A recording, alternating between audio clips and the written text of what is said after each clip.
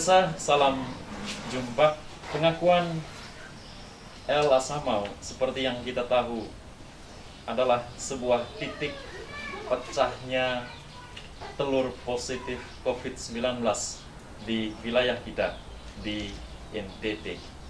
Ada pengakuan sekaligus ada respons mayoritas masyarakat, positif maupun negatif. Kita ingin mendalami langkah apa yang kita ambil pada waktu mendatang dalam hari-hari ke depan yang boleh jadi dari titik pecahnya telur positif COVID-19 akan terbagi setelah 1 menjadi 2, menjadi 3, dan seterusnya. Dan kita sekalian tentu harus menghadapi ini dengan tangguh, masyarakat pun para pengambil kebijakan. Saat ini Flores TV menghadirkan seorang sukarelawan sosial di ND, Bapak John Ire, yang dalam masa pandemi COVID-19 bersama teman-teman telah mendirikan sebuah kelompok relawan bernama KAS ND, Spirit Ndawi 5. Pak John, salam jumpa. Apa kabar? Baik, Pater. Bagaimana yang spontan pandangan Pak John terkait munculnya kasus itu atau juga munculnya pengakuan dari pasien positif? Ya, baik, Pater. Mungkin setiap orang berbeda memaknai, tetapi seharusnya mayoritas harus bisa berpikir bahwa ini cuma masalah waktu. Entah hari ini, besok, lusa, dan seterusnya, seperti itu. Karena dikepung kawasan berzona merah dengan mobilisasi tinggi, NTT ini sangat terbuka, termasuk ND ini, darat, laut, udara. Karena itu, dengan perspektif melihat berzona merah, lalu mobilisasi tinggi, seharusnya ini dilihat, dimaknai bahwa ya memang akan sampai pada titik ini. Ya. Tetapi menjadi menarik kasus ini, Ya. menjadi sangat unik, karena bisa dibilang kita kecolongannya. Ya. Kita gagal mengelola ini. Ya. Apa akibatnya? Kepanikan muncul. Ya. Padahal mungkin sebenarnya tidak sampai sepanik ini masyarakat. Ya. Kalau kesalahan mengelola itu bukan kita mempersalahkan, tetapi menurut saya kalau memang salah kita bilang salah. Ya. Ya. Kira-kira pihak mana yang kita bisa katakan salah mengelola? Saya melihat ini, biar bagaimanapun, masyarakat dan dalam hal ini bersama gugus tugas tidak bisa terpisahkan. Ya. Berarti ada satu bagian yang harus dibangun bersama. Ya. Menurut saya edukasi kita yang memang harus terus-menerus ditingkatkan. Ya. Blunder yang dibuat oleh L, dia mungkin bermaksud baik. Kita harus berbaik sangka dengan itu. Ya. Tetapi apa yang terjadi? L tidak konsisten dengan apa yang disampaikan. Dengan pengakuannya. Dengan pengakuan. Kesaksian atau klarifikasi. Dia menyampaikan bahwa selama ini melakukan karantina mandiri karantinanya. Ya, ya. Tetapi jejak digital tidak bisa ditipu. Ya. Apa akibatnya kemudian? Penelusuran dilakukan, ternyata itu dalam angka 50 sampai 60 orang Yang pernah berkontak dengan langsung dengan yang bersangkutan. Oke. Dalam fenomena pingpong kita lihat, Ya. 60 orang kontak dengan siapa lagi? Oke. Nah, seperti itu. Apa akibatnya? Kita seolah-olah melihat fenomena gunung es, Ya. pada saat yang sama juga berpikir tentang adanya bom waktu. Ya. Tetapi mari kita lihat lagi. Kalau benar pengakuan L bahwa dia menunggu selama 20 hari, Ya. baru ditelepon, Ya. ini juga harus dilihat sebagai sebuah pembelajaran. Ya. Karena dia merasa bahwa baik-baik saja, Ya. sudah sekian lama yang dia tahu bahwa masa inkubasi 14 hari, 14 hari. Oke. dan hasil pemeriksaan swab memang kita tidak punya labnya, Ya. itu juga harus kita akui. Ya. Tetapi dengan waktu yang 20 hari tidak terkonfirmasi, Ya. L merasa baik-baik saja. Ya. Nah, ekses apa berikutnya? Yang menarik adalah begitu banyak orang yang jatuh iba, Ya. mengiba pada L, Ya. berbalik menghujat L Ya. karena ketakutan, karena kepanikan. Ya. Sehingga dalam konteks L ini, saya melihat kita pada akhirnya harus masuk pada sebuah keprihatinan yang dalam, yang kalau mau kita ungkapkan dalam kata-kata, ada Ya. 3 kata kunci. Ya. Yang pertama adalah L melakukan sesuatu, Ya. pengakuan yang pada akhirnya blunder itu. Ya. Kita lihat dalam konteks bahwa hampir bersamaan waktunya dengan pengakuan L, Ya. itu terjadi penolakan di mana-mana terhadap para penumpang. Ya. Di ND dulu ya, KM Niki, KMG. Ya. lalu KM Lambelu. Ya. Nah, dan begitu banyak video yang beredar sehari persis sebelum L membuat pengakuan. Ya. Jadi begitu banyak penolakan masif terjadi terhadap para penumpang. Stigma terjadi untuk Penderita. penderita terhadap Oke, virus oke. ini berstigma. Ya. Akhirnya penderita pun mengalami sesuatu ya, merasa didiskriminasi. Sikap-sikap diskriminatif Oke. kita pada akhirnya membuat begitu banyak terjadi penolakan. Jadi Ya. kata kunci yang pertama adalah penolakan. Penolakan akan menghasilkan sesuatu yang kontraproduktif pasti. Ya. Karena merasa khawatir ditolak, pada akhirnya orang bisa menyembunyikan Ya. ataupun bersikap sebaliknya karena frustrasi. Ya. Ya. Ditolak di rumahnya sendiri, Ya. mungkin di tanah rantau dia sudah mengalami kekalahan dalam tanda petik. Ya. Lalu ketika ditolak di rumah, pasti akan lain ceritanya. Ya. Sekarang makin luas pandangan kita tentang penularan Ya.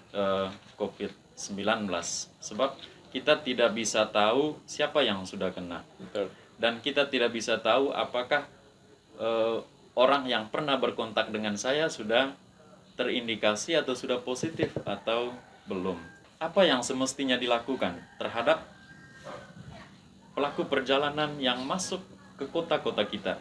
Oke, kota mereka juga, Ya. ya, tetapi paling tidak ada sebuah kebijakan atau sikap dari gugus tugas atau Pemda setempat terhadap mereka. Pasti ada kebijakan besar, Ya. tetapi harus diterjemahkan dalam Ya. konteks yang lebih kecil. Ya. Saya melihatnya begini. Ada protokol COVID-19. Ya. Saya sepakat, saya tidak menolak dengan apa yang dilakukan oleh contohnya pemerintah ND, Ya. Pemkab ND. Tetap membuka. Ya. Setuju, sepakat dengan itu. Ya. Tetapi harus ada kebijakan-kebijakan ikutan. Yang pertama adalah pengawasan harus menjadi lebih ketat Ya. pada pintu-pintu masuk. Ya. Dan ikutan selanjutnya adalah untuk sesama kita, Ya. yang kita tidak menolak mereka datang, Ya. dan tidak boleh menolak. Ya. Tetapi perlakuan untuk mereka harus khusus. Harus khusus. Ya. Ya. Karantina. Nah, Ya. permasalahan kita adalah karantina mandiri atau karantina terpusat. Ya. Ya. Karantina terpusat wajib untuk yang datang dari zona merah. Zona merah. Ya. Karantina mandiri Ya. harus bisa dipastikan bahwa orang ini benar-benar konsisten dan disiplin. Patuh. Dia harus patuh. menjaga. Ya. Ya, oke. Lalu siapakah yang harus terlibat untuk ini? Ya, Perangkat yang ada di masyarakat harus diaktifkan. Kita mulai Ya. dari rumah, tetangga dalam hal ini lingkungan, Ya. RT RW harus RT, RW. difungsikan. Bisa. Nah, kembali yang tadi saya sampaikan, konteksnya.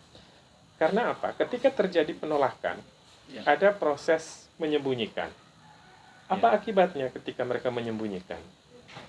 Terjadi sesuatu yang disebut sebagai ketidakjujuran. Ya. Ketika mereka tidak jujur dan kita tidak ikut membangun perangkat itu dalam tanda petik memastikan jujur, Ya. apa hasilnya kemudian?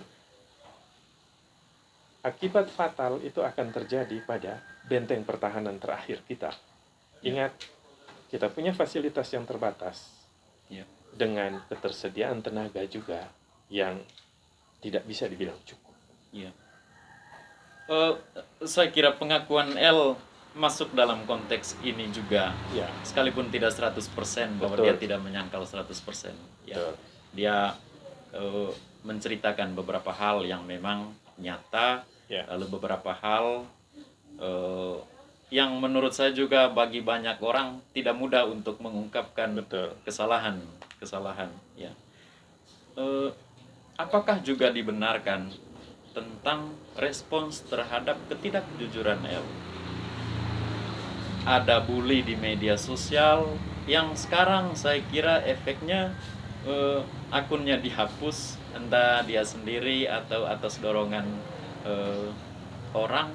Dan dalam video terakhir saya menonton bahwa dia cukup terpukul, Ya. karena bukan cuma dia yang mendapat efek dari ini, tetapi juga keluarganya, istri atau mertuanya. Ya. Ya. Saya pikir begini, Pater. Karena ini sudah berstigma dan saya ingin menyuarakan ini dan harus Ya. bisa dilihat ketika ini berstigma memberikan dampak yang luar biasa secara psikologis. Ya. Memberikan status Ya. harus dengan sebuah proses konseling. Ya. Saya mencoba mencermati, sepertinya lepas dari itu. Ya. Seperti informasi Seperti informasi biasa. WA, telepon bahwa kamu positif. Jadi Ya. saya tidak sedang membenarkan L, tapi Ya, saya oke. ingin melihat dari perspektif yang lain. Ya. Kalau L didampingi, mungkin dia lebih bisa menerimanya dengan dewasa. Ya. Dan karena itu, kembali lagi, dalam perspektif ketika melihat ini sudah berstigma yang pada akhirnya merubah cara hidup untuk sementara, Ya.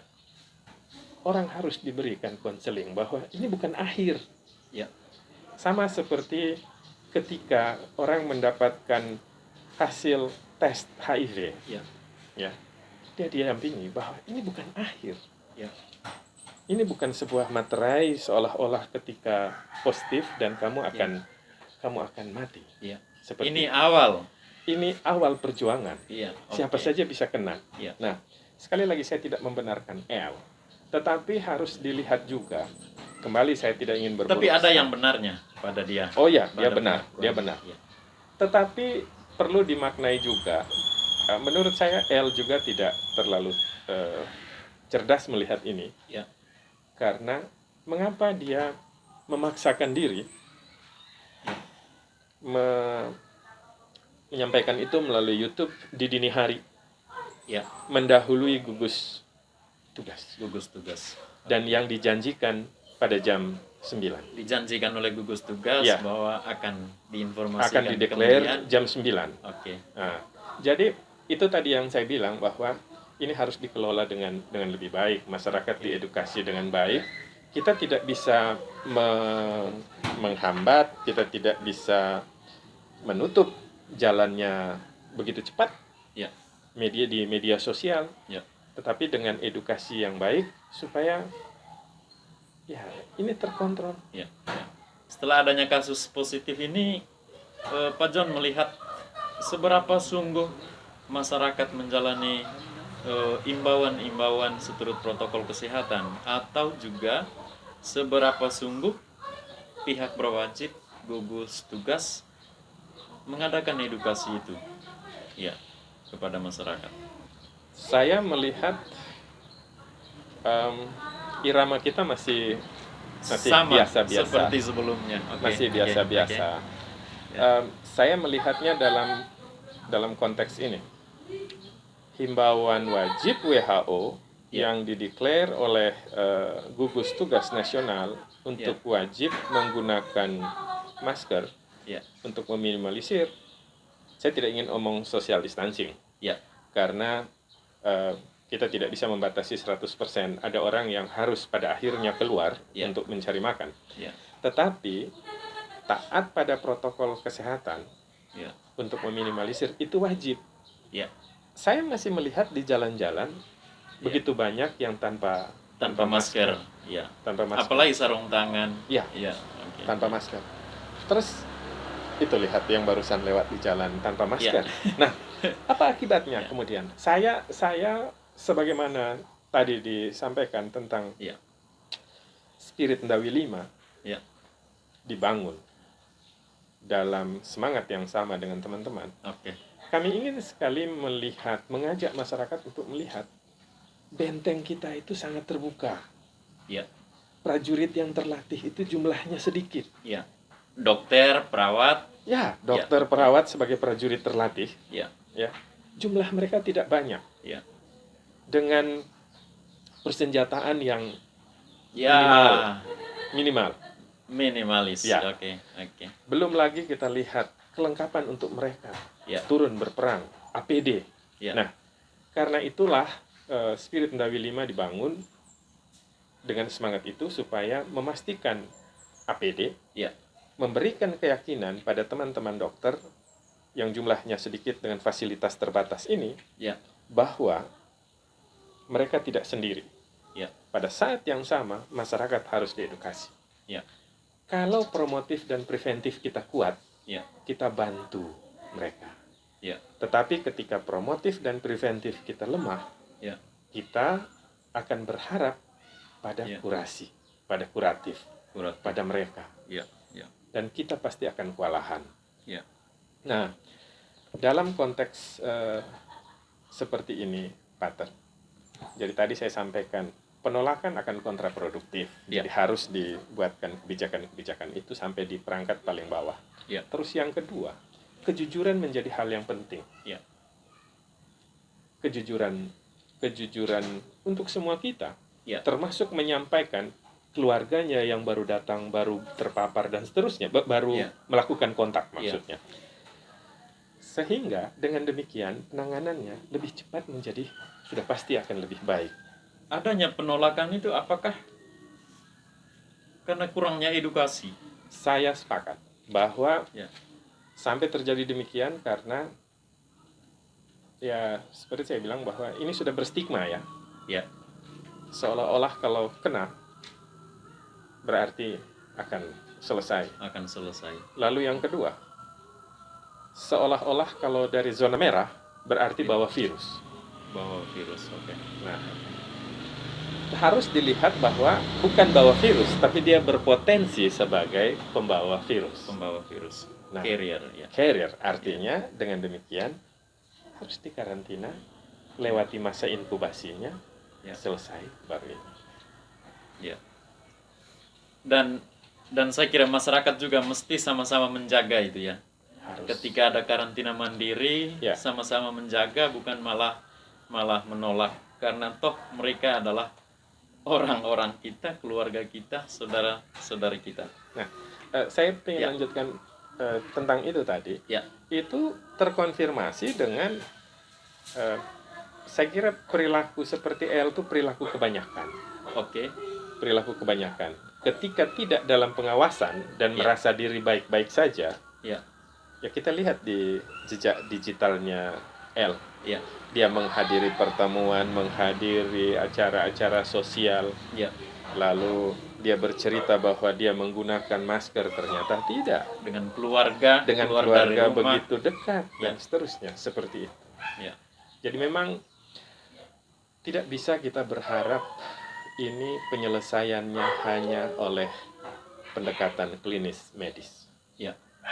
Masyarakat harus menjadi garda terdepan Ya. Kalau kita selesai urusannya pada tingkat hulu, Ya. pasti pada tingkat hilir menjadi lebih Ya. mudah. Nah, karena itu penolakan, kata kuncinya tadi saya sampaikan bahwa penolakan akan kontraproduktif.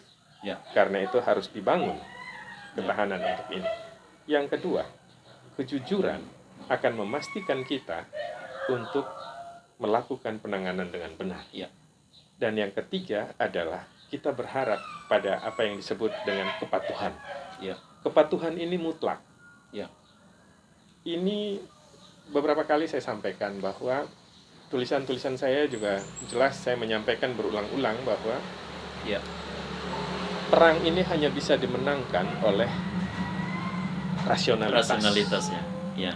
Pernyataan tidak, itu selalu rasionalitas, tidak berandai-andai, tidak mereka-reka berdasarkan rasa, ya, lalu membangun opini-opini imajinatif. Ya.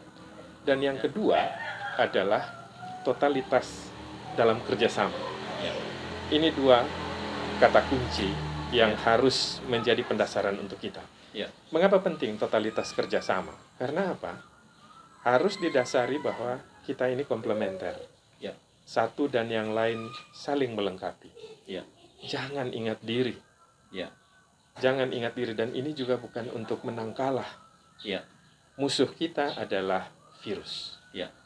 Jadi kalau seandainya tidak ada totalitas kerjasama, saya kira apa yang sudah dibangun dengan sangat baik, ya, percuma. Kita bisa lihat contoh banyak. Ya. Saya ingin mengajak kita semua juga untuk tahu bersyukur. Ya. Walaupun sekarang COVID-19 itu bertandang ke NTT, tetapi kita harus bersyukur bahwa datangnya sekarang. Ya. Kita masih punya banyak waktu diberikan contoh pendekatan, contoh penanganan dengan gagal suksesnya dari tempat lain. Oke. Tinggal kita memilih yang mana, mau suksesnya, ya, atau mau gagalnya. Ya. Ya. Jadi Tuhan begitu baik. Ya.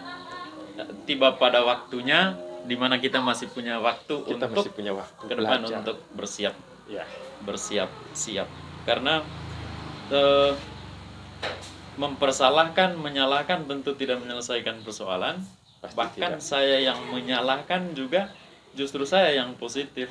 Ya, bila saya tidak mengingat kontak antara saya dengan siapapun ketika keluar dari rumah. Pak John, Ya. kita kembali sedikit ke Spirit Ndawi 5 ya. Ya. SNL. Kita tidak usah bicara latar belakangnya lah. Yang pasti latar belakangnya ada.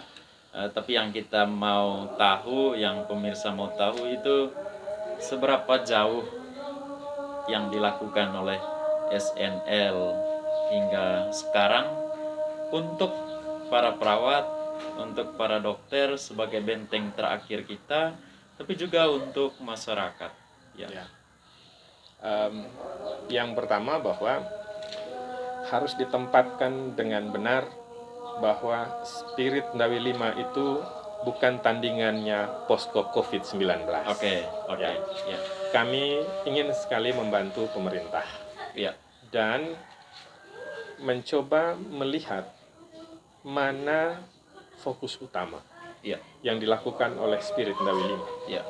Yaitu memastikan tersedianya APD. Ya. Konsentrasinya di APD. Senjatanya benteng terakhir. Ya. Kami mengerti bahwa kami mendengar ada sekian banyak uang dan lain-lain yang disiapkan. Ya. Tetapi uang biar banyak. Kami pemerintah mengerti maksudnya. Pemerintah. Okay. Kami mengerti prosedurnya tidak gampang. Ya.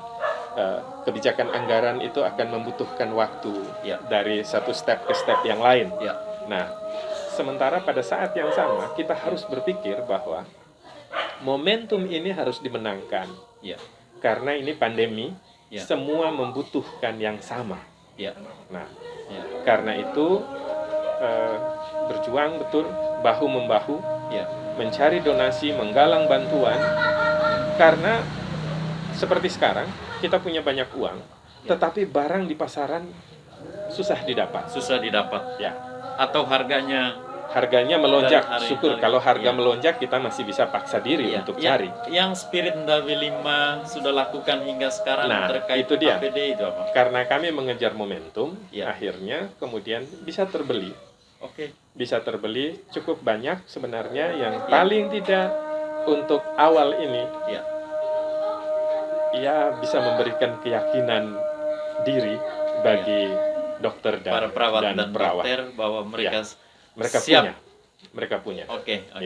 Dan dari tempat ini juga saya mau menyampaikan terima kasih untuk para donatur, yang dengan caranya masing-masing. Saya tahu ini tidak gampang, semua orang mengalami masalah yang sama, masa sulit. Dan orang secara spontan memberi. Betul.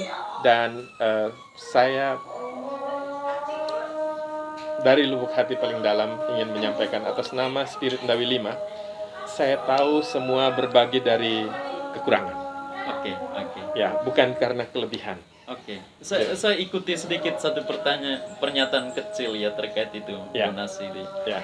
Bukan menyisakan tapi menyisihkan. Mungkin dalami sedikit satu dua hal ya. Baik. Saya ingin mengajak orang untuk inilah kesempatannya berbagi. Dan hakikat berbagi itu adalah memberikan dari sesuatu yang kita punya, bukan disisakan. Jadi di situ saya katakan bahwa hakikat berbagi itu adalah menyisihkan, bukannya menyisakan. Tunggu sisa baru beri. Tidak boleh seperti itu. Dan betapa luar biasa sekali lagi donasi-donasi yang kami terima. Secara luar biasa orang-orang memberikan dalam kesesakan seperti ini. Dan orang bisa lakukan itu Dan mimpi saya begini, Pater. Ini triggernya adalah Spirit Ndawi, COVID-19.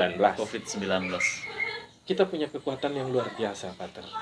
Kalau seandainya kita bisa total membangun, bekerja sama sebagai sebuah spirit, sebagai sebuah semangat, sebagaimana yang disebut Spirit Ndawi 5 bergandeng tangan, banyak hal bisa kita atasi. Nah, selain APD, pada akhirnya di dalam komunitas Spirit Ndawi 5 itu kemudian kita saling berdiskusi, saling menguatkan, kemudian sharing begitu banyak hal, sehingga itu menjadi modal untuk melakukan edukasi pada masyarakat. Karena begini, mengedukasi masyarakat itu kan kita sendiri juga harus dalam kondisi punya bekal. Dan diri juga terjaga. Harus ketika kita bilang bahwa seperti sekarang harus bermasker, kita harus menjadi bagian dari contoh nilai itu di jalan. Dan edukasi yang pengaruhnya besar itu dari praktek ini lebih daripada pengetahuan yang diberikan kepada masyarakat. Kita bisa lihat beberapa hal tadi yang kita sharingkan, yang kita berikan kepada kita sekalian, soal kejujuran dari setiap siapapun. Kita fokus pada teman-teman saudara-saudari kita yang masuk ke kota kita, masuk ke wilayah kita. Kejujuran untuk mengatakan apapun terkait COVID. Menyembunyikan itu berarti menumbuhkannya, dan membuat tambah rantai COVID itu sendiri. Bagi masyarakat, saya kira perlu kita pahami COVID itu apa, dan dengan itu yang kita perangi adalah COVID-nya, bukan penderitanya. Sehingga tidak ada alasan sedikit pun untuk menolak saudara-saudari kita yang datang. Dan tentu petugas gugus, masyarakat atau pelaku perjalanan atau yang positif menaati protokol kesehatan adalah sebuah kewajiban. Dan sekarang di beberapa kota dijalankan tentang pembatasan sosial berskala besar. Untuk kita belum masuk kriteria dan kita belum masuk memenuhi kriteria PSBB. Ya, kita punya waktu seperti kata Pak John untuk bersiap diri pada waktu mendatang. Terima kasih para pemirsa sudah ikuti bincang-bincang kita pada kesempatan ini dengan relawan kita, pekerja sosial, koordinator Spirit Ndawi 5, relawan COVID di ND, kiranya berguna untuk memutus rantai COVID baik di ND, di Flores, di NTT maupun untuk konteks nasional. Terima kasih Pak John. Kita salam jauh. Ya, ikuti protokol kesehatan. Ya. Terima kasih.